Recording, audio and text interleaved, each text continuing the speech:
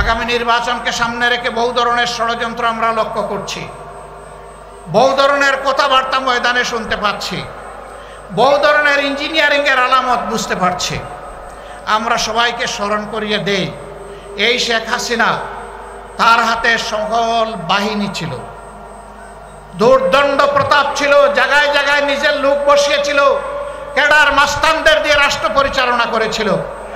কিন্তু যখন জনগণের জাগরণ, জনগণের বিস্ফোরণ যখন হয়েছে, তখন কি তাকে আর কেউ রক্ষা করতে পেরেছে?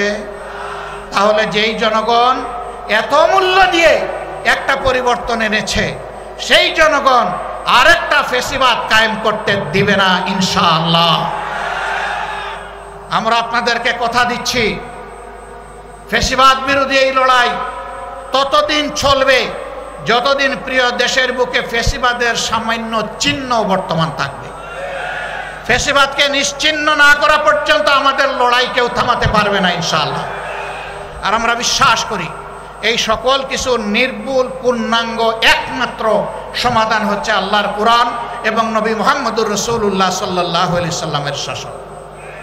এর বাইরে মুক্তির, শান্তির, ইজ্জতের, নিরাপত্তার কোনো রাস্তা নেই। রাস্তা একটাই, সেই রাস্তায় আজকে সমস্ত দেশপ্রেমিক এবং ইসলামী দল এক স্রোতে মিলিত হচ্ছে। আপনারা দোয়া করুন এই স্রোতের প্লাবন সমাজের সমস্ত আবর্জনাকে যেন ভাসিয়ে নিয়ে যায়, কিছুই যেন না থাকে। থাকবে শুধু এই দেশের সৎ এবং সত্যপন্থী লোকেরা। সে যে ধর্মের লোক হোক, যে দলের লোক হোক, কোনো আপত্তি নাই। এখানে কোনো দুষ্কৃতিকারীকে আর প্রশ্রয় দেওয়া হবে না ইনশাআল্লাহ। সম্মানিত ভাইরা, আজকে আমরা বিভিন্ন জায়গায় যা দেখতে পাচ্ছি, এখানে ওখানে বিভিন্ন আক্রমণ এবং আইন শৃঙ্খলা বাহিনীকে কাজ করতে না দেওয়া। আমরা আইন শৃঙ্খলা বাহিনীকে বলি, অতীতে যারা অপরাধ করেছে তাদের ব্যাপার রাষ্ট্র দেখবে। এখন আপনারা যারা দায়িত্বে আছেন, আপনারা দায়িত্ব পালন করুন। আপনারা ন্যায়ের পথে থাকবেন, আপনারা অন্যায়ের বিরুদ্ধে ব্যবস্থা নেবেন। জনগণ আপনাদের পাশে দাঁড়িয়ে আপনাদেরকে শক্তি যোগাবে ইনশাআল্লাহ। আমরা আপনাদের পাশে থাকব, কিন্তু অন্যায় করতে দেখলে সবার আগে আমরাই কিন্তু প্রতিরোধ গড়ে তুলব। অতএব অন্যায়কারীদের পক্ষ নেবেন না, ফ্যাসিস্টকারও পক্ষ নেবেন না, জনগণের পক্ষে থাকবেন, কারণ জনগণ আপনাদেরকে রাষ্ট্রের এই দায়িত্ব দিয়েছে। অতএব জনগণের বিরুদ্ধে যারা যায় তাদের কি পরিণতি হয়েছে সেদিকে একটু তাকালেই চলবে। আমরা চাই না বারবার এই দেশে একই পরিণতি যেন আরো কিছু মানুষকে ভোগ করতে হয়, বরঞ্চ আমরা চাই প্রিয় দেশে সকল শ্রেণী পেশার মানুষ একত্রিত হয়ে আমরা দেশটাকে সামনের দিকে এগিয়ে নেব ইনশাআল্লাহ। আসসালামু আলাইকুম ওয়া রাহমাতুল্লাহ। প্রিয় রংপুরবাসী, আপনারা কেমন আছেন? কি জানি আপনাদের বাসায় কি বলে, কোনটা বাহে নাকি কি আমি বুঝতে পারতেছি না, এরকম কিছু। আলহামদুলিল্লাহ। হ্যাঁ, কেমন আছেন বাহে? আলহামদুলিল্লাহ, আলহামদুলিল্লাহ, আলহামদুলিল্লাহ রাব্বিল আলামিন, ওয়াসসালাতু ওয়াসসালামু আলা রাসূলিহিল কারীম ওয়া আলা আলিহি ওয়া সাহবিহি ওয়া আহলি বাইতি আজমাইন।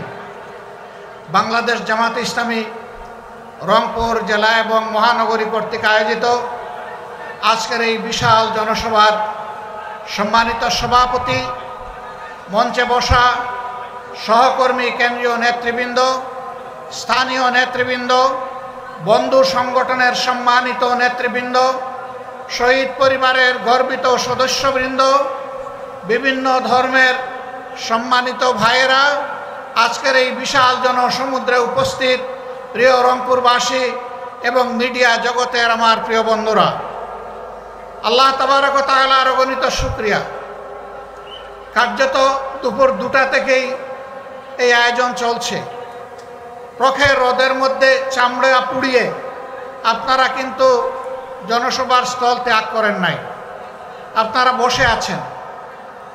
আপনারা বসে আছেন, আমি বিশ্বাস করি আজকে আপনারা এসেছিলেন আমাকে দেখার জন্য নয়, আপনারা এসেছিলেন একজন জীবন্ত শহীদকে দেখার জন্য। সম্মানিত ভাইরা, আপনারা জানেন স্বাধীনতার 54 বছর বাংলাদেশ জামাত ইসলামী তার সাধ্যমতো জনগণের সুখে দুঃখে পাশে থাকার চেষ্টা করেছে। জনগণের প্রত্যেকটি ন্যায় অনুগত দাবি আদায়ের জন্য সমান তালে ঘরে বাইরে লড়াই করেছে। এদেশের জনগণের ভোটের অধিকার নিশ্চিত করার জন্য কারো মাথায় যে প্রস্তাবনা আসে নাই, জামাতে ইসলামীর তৎকালীন আমির জনাব অধ্যাপক গোলাম আজম রাহিমাহুল্লাহ সর্বপ্রথম এই জাতির সামনে কেয়ারটেকার সরকারের প্রস্তাবনা উপস্থাপন করেছিলেন, যার ভিত্তিতে 91 সালে ওই কায়দায় একটা নির্বাচন হয়েছিল। পরপর আরও 2-3টি নির্বাচন হয়েছে। তারপর থেকে সেই কেয়ারটেকার সরকারকে খেয়ে ফেলা হয়েছে। সম্মানিত বন্ধুগণ, 15.5 বছর আমাদের অবস্থা আপনারা জানেন। আমাদের অনেক নেতৃবৃন্দকে খুন করা হয়েছে। দুইজন আমির, 2জন নায়েবে আমির, 2জন অ্যাসিস্ট্যান্ট সেক্রেটারি জেনারেল, 1জন নির্বাহী পরিষদ সদস্য, এরকম করে একেবারেই মাথা থেকে শুরু করে 11 জন নেতাকে আমাদের বুক থেকে ছিনিয়ে নেওয়া হয়েছে। আজকে জীবন্ত যে শহীদ আপনাদের সামনে দাঁড়িয়ে তার জীবনকে মহান আল্লাহর জন্যে ওয়াকফ করে দিলেন এবং বাংলাদেশের জনগণের জন্য কাজ করার যে আকাঙ্ক্ষা ব্যক্ত করলেন, আমাদের ওই সমস্ত নেতৃবৃন্দ বেঁচে থাকলেও বাংলার প্রতিটি প্রান্তরে ঘুরে ঘুরে আজকের এই হতাশাগ্রস্ত জাতিকে তারা আশা জাগা নিয়ে কথা বলতেন। তারা জাতিকে নূতন করে পথ দেখাতেন। এই অন্ধকার থেকে বের হয়ে আসার উপায় কি? 15.5 বছর আমাদের সাথে যা করা হয়েছে সব আপনারা জানেন। আমি এই চর্বিত চর্বণে যাচ্ছি না। তারা অনেক মানুষকেই খুন করেছে, আবার আল্লাহর ইচ্ছায় অনেককে তারা খুন করতে পারেনি। আমার সম্মানিত ভাই এটিএম আজহারুল ইসলাম বলেছেন, রাখে আল্লাহ মারেকে, কিন্তু আরেকটা তিনি বলেন নাই, ধরে আল্লাহ ছাড়ে খে।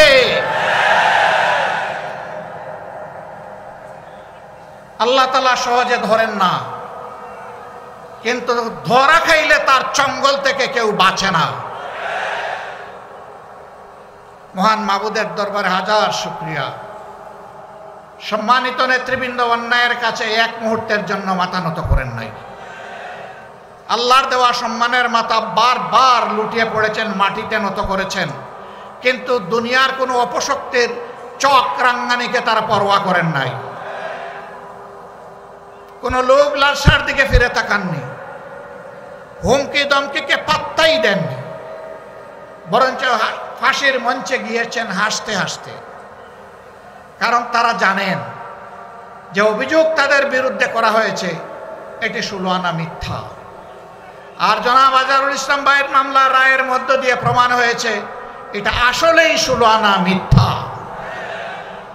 তারা যদি বেঁচে থাকতেন, আমরা আদালতের আশ্রয় নিতাম, আমরা নিশ্চিত একই ন্যায় বিচার, একই রায় আমরা পেতাম।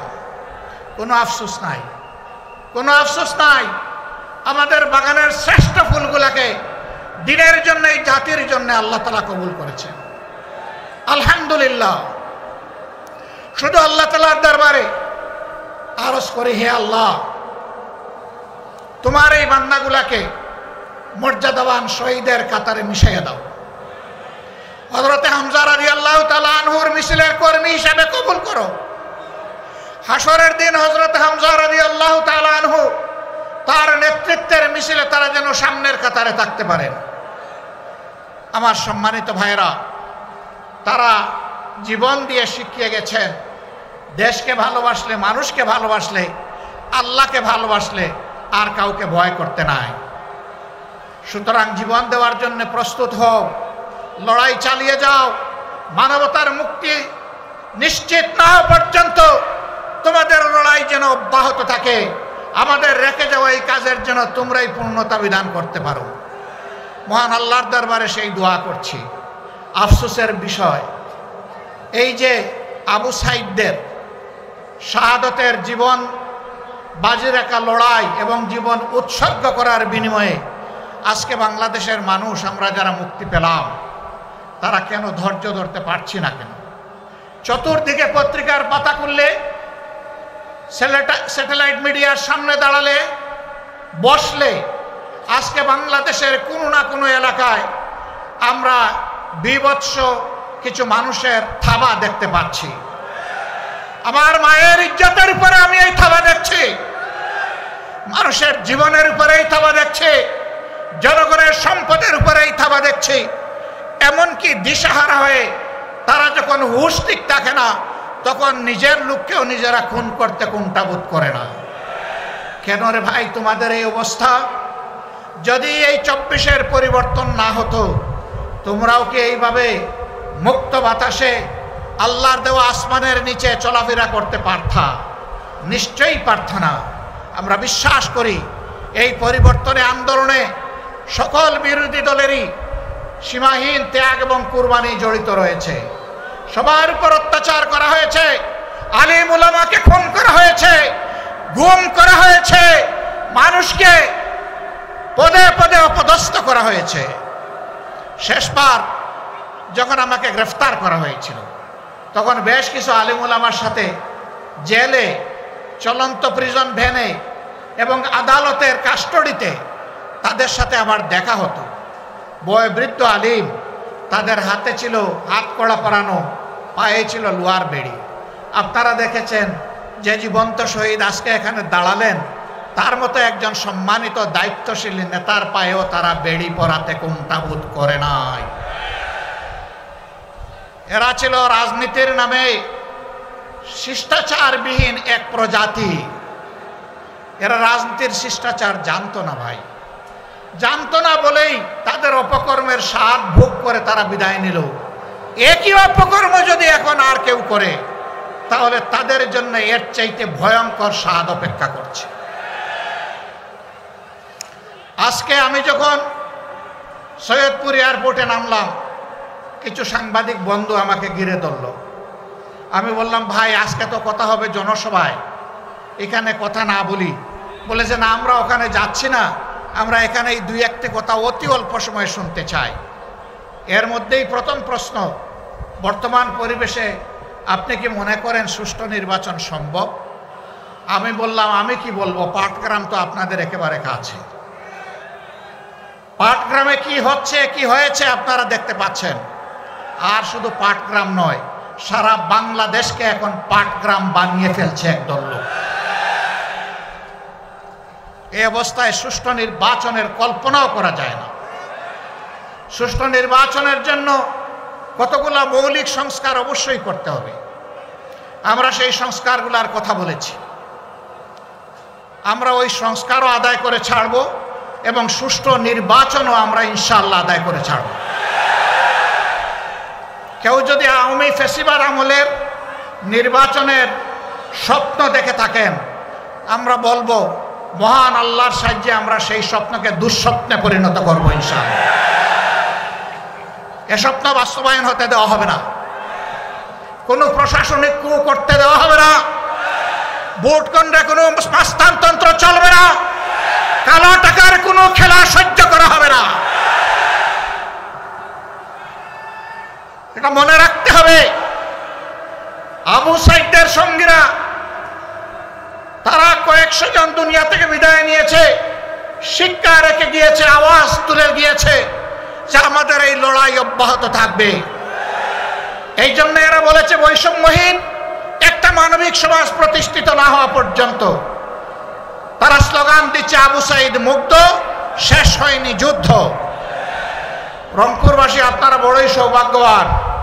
এ বিশাল আন্দোলনের আইকনিক পার্সন আপনাদের বুকের সন্তান আবু সাইদ। তার গর্বিত পিতা এখানে বসে আছেন, শহীদ পরিবারের অন্যান্য সদস্যবৃন্দ বসে আছেন। আমরা মহান দরবারে, মহান রব্বে কারিমের দরবারে নত শিরে শুকরিয়া আদায় করি, আল্লাহর দরবারে দোয়া করি এই পরিবারগুলোর নিরাপত্তার দায়িত্ব আল্লাহ যেন গ্রহণ করেন। এই পরিবারগুলোকে আল্লাহ তাআলা দুনিয়া আখিরাতে যেন সম্মানিত করেন। এই পরিবারের সদস্যরা লড়াইয়ের যে সবক, যে শিক্ষা এই জাতিকে শিখিয়ে গেছে, আমরা যেন বুকে ধারণ করে মানবতার মুক্তির জন্য সেই লড়াই চালিয়ে যেতে পারি।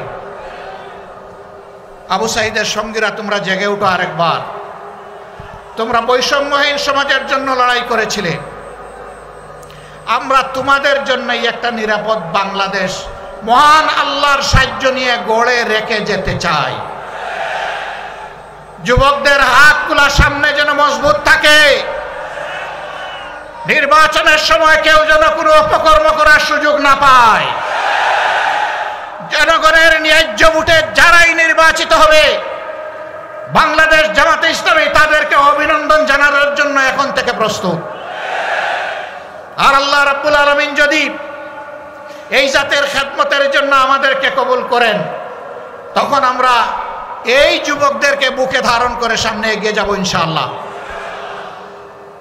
সম্মানিত ভাইরা, আমরা এমন একটি সমাজের স্বপ্ন দেখি, যেই সমাজ আমাদের শহীদ সন্তানদের স্বপ্ন বাস্তবায়ন করবে, যেই সমাজে কোনো বৈষম্য থাকবে না, যেই সমাজে জাতে পাতে ধর্মে দলে কোনো বিভক্তি থাকবে না, যেই সমাজে দেশটাকে জাতিটাকে ভাগ করা হবে না, গোটা জাতিকে ঐক্যবদ্ধ করে দল মত জাতি ধর্ম নির্বিশেষে আমরা সামনের দিকে এগিয়ে যাব। 54 বছর যারা সংখ্যালঘু নির্যাতন বলে মায়া কান্না করেছিল, আমি মহান রবকে সাক্ষী রেখে বলছি, সংখ্যালঘুদের সম্পদ এরাই ডাকাতি করেছে। আমরা এদেশে সংখ্যাগুরু মানি না, এটা বলেই তাদের ক্ষতি 12টা বাজানো হয়েছে, ক্ষতি সাধন করা হয়েছে। এই দেশের মাটিতে যারাই জন্মগ্রহণ করবেন, তারা সকলেই বাংলাদেশের সমমর্যাদার গর্বিত নাগরিক। আমাদের কনস্টিটিউশন, আমাদের সংবিধান সকলকে সেই অধিকার দিয়েছে। আমরা কথা দিচ্ছি, আমরা সংবিধান বাংলাদেশের জনগণকে যা দেবে তার আমরা পাহারাদার হব ইনশাআল্লাহ। ওরা মালিক হয়েছিল রাষ্ট্রের, আমরা সেবক হব জনগণের ইনশাআল্লাহ। আমরা মালিক হওয়ার স্বপ্ন দেখি না। আমরা নির্বাচনে কিছু বিষয় আপনাদের জাতির সামনে উপস্থাপন করব, সে বিষয়গুলো সব এখনই আমরা খুলাসা করতে যাচ্ছি না। আশা করি প্রিয় জাতি বুঝতে পারবে বাংলাদেশ জামাতে ইসলামী আগামীতে কি ধরনের সমাজ গড়তে চায়। আমরা শুধু এতটুকু বলতে পারি, রাসূল করিম সাল্লাল্লাহু আলাইহি সাল্লাম যেই সমাজটা করে দুনিয়া থেকে বিদায় নেওয়ার আগে বিশ্ববাসীর সামনে ঘোষণা দিয়েছিলেন, আজ বিশ্ব সম্প্রদায়ের কাছে এমন একটি সমাজ উপহার দিয়ে যাচ্ছে, যেই সমাজে ইয়েমেনের সানা থেকে মরক্কোর হাজারামাউত পর্যন্ত 3500 মাইলের রাস্তা, একজন পূর্ণ বয়স্ক যুবতী তার সমস্ত সত্তা নিয়ে একা একা সফর করবে, কোন জালিমের চোখ তার দিকে তুলে তাকানোর সাহস করবে না। মহান রব ছাড়া কাউকে তার ভয় করার প্রয়োজন হবে না। সেই দেশ আজকে বিশ্ববাসীকে উপহার দিয়ে যাচ্ছে। আল্লাহর নবী মুহাম্মদুর রাসূলুল্লাহ সাল্লাল্লাহু আলাইহি ওয়াসাল্লাম তিনি আর ফিরে আসবেন না, কিন্তু তিনি তার অগণিত উম্মত দুনিয়ায় রেখে গিয়েছেন। আমরা সেই মদিনার ছায়ার আলোকেই খেলাফত আলা মিনহাজুন নবুওয়া এই বাংলাদেশে আমরা দেখতে চাই। খেলাফতের নাম শুনলে, শরিয়ার কথা শুনলে অনেকে গায়ের লোম খাড়া হয়ে যায়, কারণ তাদেরকে শোনানো হয় ঘর থেকে বের হইতে পারবা না, মন মতো পোশাক পরিচয় তোমরা পড়তে পারবা না, এবং তোমরা যা ইচ্ছা তাই বলতে পারবা না, করতে পারবা না। লোভের বশবর্তী হয়ে রাষ্ট্রের ধন চুরি করলে তোমাদের হাত জায়গায় থাকবে না। যদি তোমরা কোনো পরনারীর ইজ্জত লুণ্ঠন করো তাহলে তোমাদের জীবন রক্ষা পাবে না। এই কথাগুলো তাদেরকে শোনানো হয়, সঠিক, কিন্তু কেন, কিভাবে? একজন লোক যদি অভাবের তাড়নায় ক্ষুধার জ্বালায় বাধ্য হয়ে যদি চুরিতে লিপ্ত হয়ে যায়, রাষ্ট্র তার হাত কাটবে না, আমরা গ্যারান্টি দিচ্ছি। আগে রাষ্ট্র তার পেটের ক্ষুধা, পেটের আগুন নামানোর চেষ্টা করবে। যেই রাষ্ট্র তার নাগরিকের অন্য বস্ত্র, বাসস্থান, খাদ্য এবং চিকিৎসা, শিক্ষার ব্যবস্থা করতে পারে না, সেই রাষ্ট্রের তার নাগরিককে শাস্তি দেওয়ার অধিকার থাকতে পারে না। বলবেন তাইলে এখন যে যার মতো করে চলবে না, ওই রাষ্ট্র গড়ার আগ পর্যন্ত বর্তমান সংবিধান অনুযায়ী দেশের নিয়ন্ত্রণ এবং আইন শৃঙ্খলা সরকারকে রক্ষা করতে হবে। প্রিয় ভাইয়েরা, জায়গায় জায়গায় আমরা দেখছি, সাংবাদিক বন্ধু দ্বিতীয় প্রশ্ন করেছিল, দেশে বিভিন্ন মব হচ্ছে, আপনারা এগুলা সমর্থন করেন কিনা? আমরা বলছি মব কোনো নতুন কালচার নয় বাংলাদেশে। 72 সাল থেকে এই মব চলছে। 72 সালে স্বাধীন বাংলাদেশে নারীদের স্তন কেটে মালা বানিয়ে গলায় পড়েছে এমন কুলাঙ্গার এখনো বাংলাদেশে জীবিত আছে।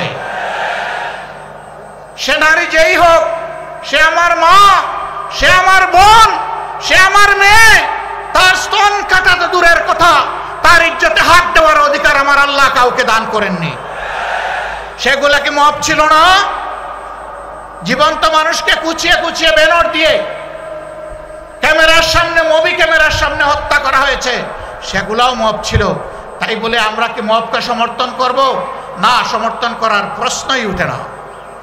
কোন নাগরিক নিজের হাতে আইন তুলে নেওয়ার এখতিয়ার রাখেন না। রাষ্ট্রের বিদ্যমান আইন, সে যে আইন হোক, সেই আইনের ভিত্তিতেই বিচার হবে। যদি কেউ অপরাধ করে থাকে, অপরাধীর বিচার করার দায়িত্ব জনগণের নয়। এই দায়িত্ব বিচার বিভাগের, সরকারের পক্ষ থেকে বিচার বিভাগ এবং সরকারকে, নির্বাহী বিভাগকে মিলেই বিচার নিশ্চিত করতে হবে। 24-এর গণবিপ্লবে, গণ আন্দোলনে যারা নিহত হয়েছেন, যারা ক্রিটিক্যালি ইনজিওর্ড হয়ে আহত হয়েছেন, যারা পঙ্গু হয়েছেন, যারা মেরুদণ্ডে বুলেট বিদ্ধ হয়ে জীবন্ত লাশ হয়ে নিজের ঘর কিংবা হাসপাতালের বিছানায় পড়ে আছেন, এখনো তাদের চিকিৎসা আমরা দিতে পারিনি। এই উপকর্মে যারা সরাসরি জড়িত ছিল, তাদের বিচার এদেশের জনগণ দেখতে চায়। তাদের বিচার যদি হয়, তাহলে ভবিষ্যতে কেউ কোনো দলকে তুষ্ট করার জন্য জনগণের উপর এই ধরনের নোংরা হামলা চালানোর আর দুঃসাহস দেখাবে না। আর যদি বিচার না হয়, তাহলে অবিচারের সংস্কৃতির কারণে বাংলাদেশ একটা জঙ্গলে পরিণত হবে। আমরা কি আমাদের দেশকে জঙ্গলে পরিণত করতে দেব? প্রশ্নই উঠে না। সম্মানিত ভাইয়েরা, আগামী নির্বাচনকে সামনে রেখে বহু ধরনের ষড়যন্ত্র আমরা লক্ষ্য করছি, বহু ধরনের কথাবার্তা ময়দানে শুনতে পাচ্ছি, বহু ধরনের ইঞ্জিনিয়ারিংয়ের আলামত বুঝতে পারছি। আমরা সবাইকে স্মরণ করিয়ে দেই, এই শেখ হাসিনা, তার হাতে সকল বাহিনী ছিল, দুর্দণ্ড প্রতাপ ছিল, জায়গায় জায়গায় নিজের লোক বসিয়েছিল, ক্যাডার মাস্তানদের দিয়ে রাষ্ট্র পরিচালনা করেছিল। কিন্তু যখন জনগণের জাগরণ, জনগণের বিস্ফোরণ যখন হয়েছে, তখন কি তাকে আর কেউ রক্ষা করতে পেরেছে? তাহলে যেই জনগণ এত মূল্য দিয়ে একটা পরিবর্তন এনেছে, সেই জনগণ আরেকটা ফেসিবাদ কায়েম করতে দিবে না ইনশাআল্লাহ। আমরা আপনাদেরকে কথা দিচ্ছি, ফেসিবাদ বিরোধী এই লড়াই ততদিন চলবে যতদিন প্রিয় দেশের বুকে ফেসিবাদের সামান্য চিহ্ন বর্তমান থাকবে। ফেসিবাদকে নিশ্চিহ্ন না করা পর্যন্ত আমাদের লড়াই কেউ থামাতে পারবে না ইনশাআল্লাহ। আর আমরা বিশ্বাস করি, এই সকল কিছু নির্ভুল, পূর্ণাঙ্গ একমাত্র সমাধান হচ্ছে আল্লাহর কোরআন এবং নবী মুহাম্মদুর রাসূলুল্লাহ সাল্লাল্লাহু আলাইহি সাল্লামের শাসন। এর বাইরে মুক্তির, শান্তির, ইজ্জতের, নিরাপত্তার কোনো রাস্তা নেই। রাস্তা একটাই, সেই রাস্তায় আজকে সমস্ত দেশপ্রেমিক এবং ইসলামী দল এক স্রোতে মিলিত হচ্ছে। আপনারা দোয়া করুন, এই স্রোতের প্লাবন সমাজের সমস্ত আবর্জনাকে যেন ভাসিয়ে নিয়ে যায়, কিছুই যেন না থাকে। থাকবে শুধু এই দেশের সৎ এবং সত্যপন্থী লোকেরা। সে যে ধর্মের লোক হোক, যে দলের লোক হোক, কোনো আপত্তি নাই। এখানে কোনো দুষ্কৃতিকারীকে আর প্রশ্রয় দেওয়া হবে না ইনশাআল্লাহ। সম্মানিত ভাইরা, আজকে আমরা বিভিন্ন জায়গায় যা দেখতে পাচ্ছি, এখানে ওখানে বিভিন্ন আক্রমণ এবং আইন শৃঙ্খলা বাহিনীকে কাজ করতে না দেওয়া। আমরা আইন শৃঙ্খলা বাহিনীকে বলি, অতীতে যারা অপরাধ করেছে তাদের ব্যাপার রাষ্ট্র দেখবে। এখন আপনারা যারা দায়িত্বে আছেন, আপনারা দায়িত্ব পালন করুন। আপনারা ন্যায়ের পথে থাকবেন, আপনারা অন্যায়ের বিরুদ্ধে ব্যবস্থা নেবেন, জনগণ আপনাদের পাশে দাঁড়িয়ে আপনাদেরকে শক্তি যোগাবে ইনশাআল্লাহ। আমরা আপনাদের পাশে থাকব, কিন্তু অন্যায় করতে দেখলে সবার আগে আমরাই কিন্তু প্রতিরোধ গড়ে তুলব। অতএব অন্যায়কারীদের পক্ষ নেবেন না, ফ্যাসিস্ট কারো পক্ষ নেবেন না, জনগণের পক্ষে থাকবেন, কারণ জনগণ আপনাদেরকে রাষ্ট্রের এই দায়িত্ব দিয়েছে। অতএব জনগণের বিরুদ্ধে যারা যায় তাদের কি পরিণতি হয়েছে সেদিকে একটু তাকালেই চলবে। আমরা চাই না বারবার এই দেশে একই পরিণতি যেন আরো কিছু মানুষকে ভোগ করতে হয়, বরঞ্চ আমরা চাই প্রিয় দেশে সকল শ্রেণী পেশার মানুষ একত্রিত হয়ে আমরা দেশটাকে সামনের দিকে এগিয়ে নেব ইনশাআল্লাহ। সে দেশটা কেমন হবে? সেই দেশের যুবকরা বেকারত্বের অভিশাপে ইনশাআল্লাহ ভুগবে না। আমরা তাদেরকে নৈতিক এবং বাস্তবিক এমন শিক্ষা তাদের হাতে তুলে দিতে চাই যে শিক্ষা শেষ সাথে সাথে তার হাতে আসবে একটি কাজ। তিনি উদ্যোক্তা হতে পারেন, আবার কোনো জায়গায় চাকরিও করা লাগতে পারে।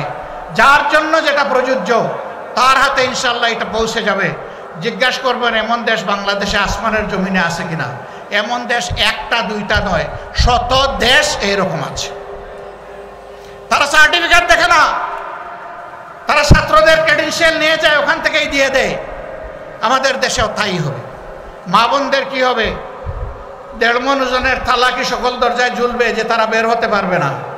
নৌ, তাদেরও যাদের প্রয়োজন আছে, যোগ্যতা আছে, প্রয়োজন এবং যোগ্যতা অনুযায়ী এই সমাজের উন্নয়নে সমান তালে তারাও ভূমিকা রাখবে ইনশাআল্লাহ। সেদিন দুইটা জিনিস বাড়তি পাবে, একটি তাদের মর্যাদা, আরেকটি তাদের নিরাপত্তা। এখন মর্যাদাও নাই, নিরাপত্তাও নাই, দুইটা তাদের হাতে তুলে দেওয়া হবে ইনশাআল্লাহ। আমরা যারা দুর্নীতিবাজ এরা আবার আমাদেরকে একটু ভয় পায়, কয় বাবা এরা আসলে আমরা বাঁচবো কেমন? যেভাবে রাষ্ট্রের সাধারণ জনগণ বাঁচবেন সম্মানের সাথে, ঠিক একইভাবে আপনারাও বাঁচবেন সম্মানের সাথে। আপনি যা পাবেন তাই দিয়ে ইনশাআল্লাহ সম্মানের সাথে আপনার সংসার চলবে।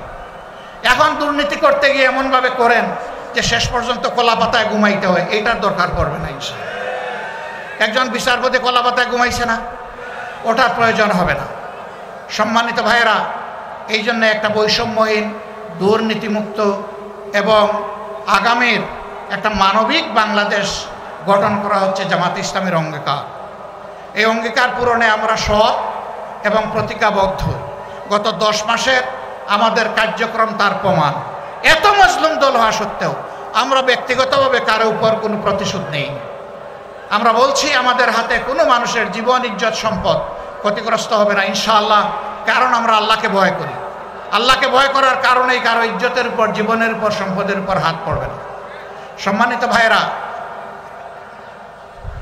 আওয়ামী হায়নারা আপনাদের সন্তান, আপনাদের ভাই জনাব এটিএম আজহারুল ইসলামকে আপনাদের বুক থেকে ছিনিয়ে নিয়েছিল। মহান আল্লাহর অশেষ মেহেরবানি, তিনি মুক্তি পেয়ে সম্মানের সাথে, ইজ্জতের সাথে, আইনি লড়াইয়ের মাধ্যমে, দুনিয়ার কোনো মানুষের দয়ায় নয়, কৃপায় নয়, আল্লাহর দয়ায় তিনি মুক্ত হয়ে এসেছেন। এই মুক্ত মানুষটাকে আজকে আমরা রংপুরবাসীর বুকে আমরা উপহার দিয়ে গেলাম। আপনারা কি তাকে কবুল করে নিলেন? আলহামদুলিল্লাহ। এখন থেকে বাকি জীবনে তিনি থাকবেন আপনাদের পাশে, আপনারা থাকবেন তার পাশে ইনশাআল্লাহ। তিনি জাতীয় জীবনে যাতে গুরুত্বপূর্ণ দায়িত্ব পালন করতে পারেন, মহান আল্লাহর দরবারে সেই দোয়া কামনা করি। শহীদ পরিবারগুলোকেও বলি, আপনারা সন্তান হারিয়েছেন, বয়স যাই হোক, এখন এটিএম আজহারুল ইসলাম আপনাদের হারানো সন্তান। ইনশাআল্লাহ তিনি বাড়ি বাড়ি যাবেন, আপনাদের পাশে থাকবেন, পরিবারের সদস্য হিসেবে তার দায়িত্ব পালন করবেন। আপনারা শুধু বুকের ভিতর থেকে তাকে দোয়া করে দিবেন ইনশাআল্লাহ। প্রিয় শহীদ পরিবার, প্রিয় আহত পঙ্গু ভাইরা, আমরা আছি, আপনাদের সাথেই আছি, পাশেই আছি। আমাদের অনেক কিছু করতে মন চায় আপনাদের জন্য, সামর্থ্যের সীমাবদ্ধতায় পারি না। আপনাদের কাছে ক্ষমা চাই, আমাদেরকে আপনারা ভুল বুঝবেন না। আপনারা আমাদের জন্য দোয়া করবেন, আল্লাহ যেন আমাদের সামর্থ্য আরও বাড়িয়ে দেয় এবং আরও নিবিড়ভাবে যেন, আরও সম্মান দিয়ে যেন আপনাদের পাশে আমরা থাকতে পারি। আপনাদের সকলকে আজকের এই জনসভা সফল করার জন্য অন্তরের অন্তঃস্থল থেকে শুকরিয়া জানানোর আগে জনাব এটিএম আজম সাহেব, তিনি যে দাবিগুলো আপনাদের সামনে উত্থাপন করেছেন সবগুলোই সঙ্গত এবং ন্যায্য দাবি। এর সাথে উত্তরাঞ্চলের দুঃখ তিস্তা, এই তিস্তা ব্যারেজ এবং তিস্তা স্থায়ী প্রকল্প বাংলাদেশের জনগণের প্রাণের দাবি। আমরা চাই তা অবিলম্বে বাস্তবায়ন হোক। তাই নিয়ে কোনো টালবাহনা দেশের জনগণ মোটেই সহ্য করবে না এবং কোনো দেশের চক্রাঙ্গানিতে যেন আমাদের সরকার আর ভয় না পায়। এদেশের 18 কোটি মানুষ যদি সরকার জনগণের পক্ষে থাকে তাহলে 18 কোটি মানুষ সরকার যেই হোক তার পিছনে দাঁড়িয়ে যাবে ইনশাআল্লাহ। যে দাবিগুলো আপনারা উত্থাপন করেছেন, আল্লাহ যদি এদেশের মানুষের খেদমতের দায়িত্ব আমাদেরকে মেহেরবানি করে দান করেন, আমরা কথা দিচ্ছি এই দাবি নিয়ে ইনশাআল্লাহ আমাদের কাছে আর যেতে হবে না। আপনাদের দাবি মানে আমাদের দাবি। আল্লাহ যেন সেই দাবি পূরণের তৌফিক দান করেন। আল্লাহ হাফেজ। বাংলাদেশ জিন্দাবাদ। বাংলাদেশ জামাতে ইসলামী জিন্দাবাদ। আসসালামু আলাইকুম ওয়া রাহমাতুল্লাহি ওয়া বারাকাতুহু।